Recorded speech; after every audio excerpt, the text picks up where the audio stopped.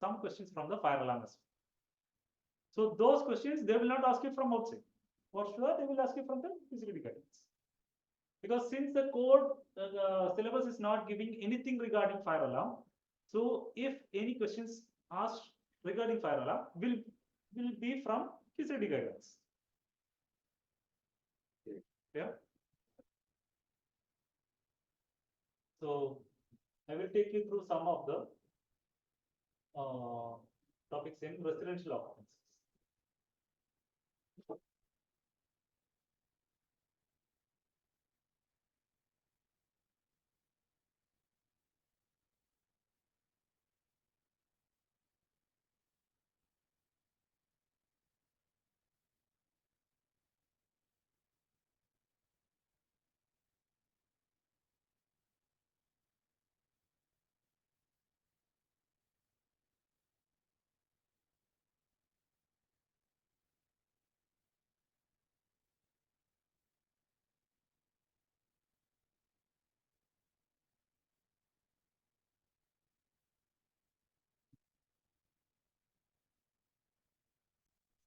Dormitory buildings is also one of the important topics. They will ask some questions from these topics.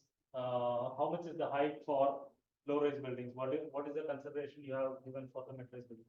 Such details you can expect to ask, and they will give you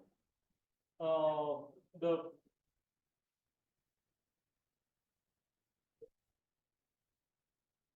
definitions. Definitions is the primary thing you have to read down. These questions they can expect to ask. What is the height of the doors, which will be given for, so what type of occupancy it is? Dormitory occupancies. They will not give you as a dormitory occupancy. Instead, they have give you a building having 15-meter height. So it is a low-rise building.